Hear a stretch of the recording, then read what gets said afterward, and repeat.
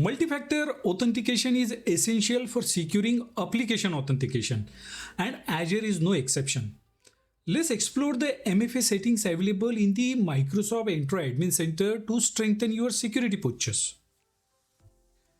First, you get to the page shown on the screen by navigating to the protection and then to multi-factor authentication on the left-hand side. You can enforce Azure provided cloud-based MFA automatically by enabling security defaults or configuring a conditional access policy for targeted enforcement. But still, let's explore what options that we have available on this multi-factor authentication page in the Entra Admin Center. Let's uncover what are the settings for account lockout. See, account lockout settings that you see on the screen applies to Azure Multi-Factor Authentication Server, which is an older on-premise solution and on-premises MFA adapters. For cloud-based MFA in Entra ID, account lockouts due to failed MFA attempts are not directly configurable. Instead, Microsoft Entra Smart Lockout manages this at the identity protection level and prevent brute force attacks. You cannot manually configure lockout settings for cloud-based MFA such as the number of MFA denials before lockout, minutes until the counter resets, and minutes until automatic unblock. Keep this thing in mind, particularly for cloud-based MFA. If you need to enforce stricter lockout controls for cloud-based MFA, consider using conditional access policies with risk-based MFA from Microsoft Entra ID Protection. As a security engineer, you can block and unblock users. And you can find the screen shown by navigating to unblock users under settings on the MFA page. When a user is blocked in Microsoft Entra multi-factor authentication, they will not receive MFA prompts. Means no push notifications, SMS or calls.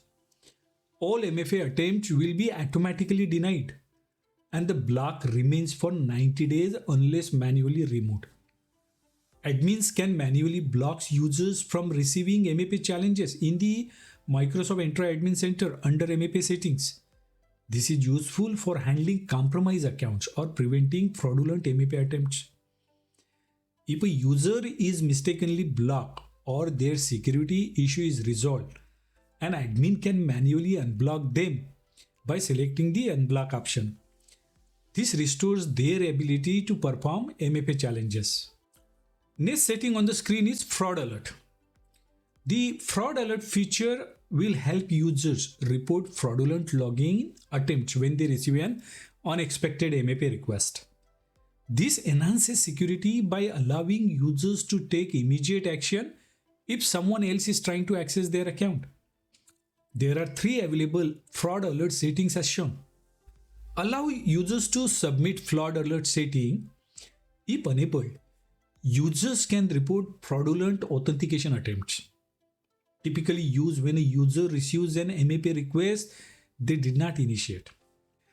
Automatically block users who report fraud setting. If enabled, users who report fraud are automatically blocked from signing in until an admin manually unblocks them. This is useful for preventing further attacks on compromised accounts. If disabled, fraud reports are logged, but users can continue authenticating. Code to report fraud during initial greeting setting indicates if users authenticate using phone call verification, they can press a specific key to report fraud.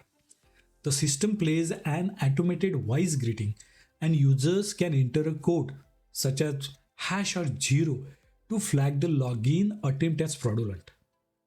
How this setting helps security?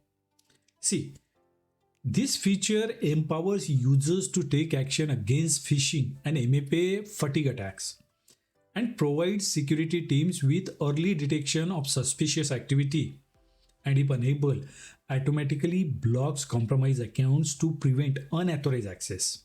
How cool it is. The notification setting allows administrators to receive alerts when specific MFA related events occur.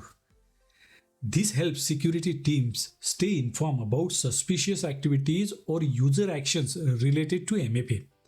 In this case, admins can set up an email address or multiple addresses to receive MFA notifications.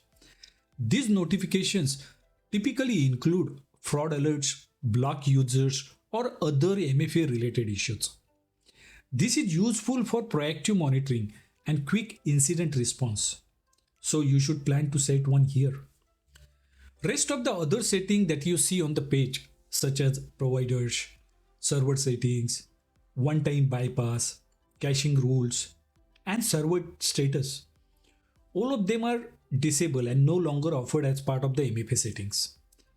So only useful options for MFA are block, unblock users, fraud alerts, and notifications on this particular page. That's all in this video.